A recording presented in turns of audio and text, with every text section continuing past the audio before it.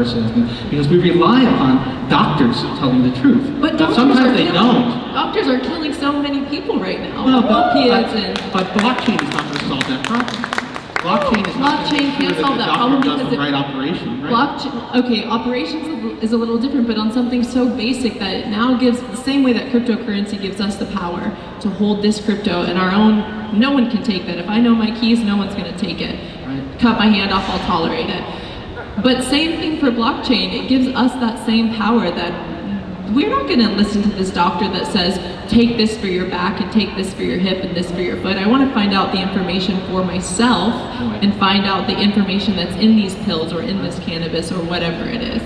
So Jessica, I want to reframe that. I'm so sorry. Yeah. What you're really saying is transparency. Transparency all the way. So talk to us about that whole notion of farm to table, however you want to adapt that, and the sustainable definition of that, and how that goes into use. Because I think that's a little different than the esoteric argument. Okay, yeah. So talk to us on the transparency argument. So transparency in terms of blockchain and what it can do, like for example with my company, it can do everything from allowing a government body to say how much electricity is this farmer consuming, and is this good for the environment, is this bad, how much water is this person using. Now you can actually see this and track this, and you don't have to dig through paperwork or some weird files.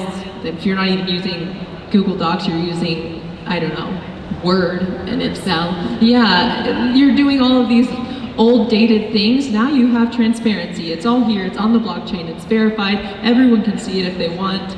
It's transparent. You can see. Why does that matter to me as a consumer? Talk me through that part. You as a consumer, maybe you are super eco-friendly and all about solar energy. Let's say you are just a fan of solar and you won't buy any products unless they are a solar product or grew it with solar energy.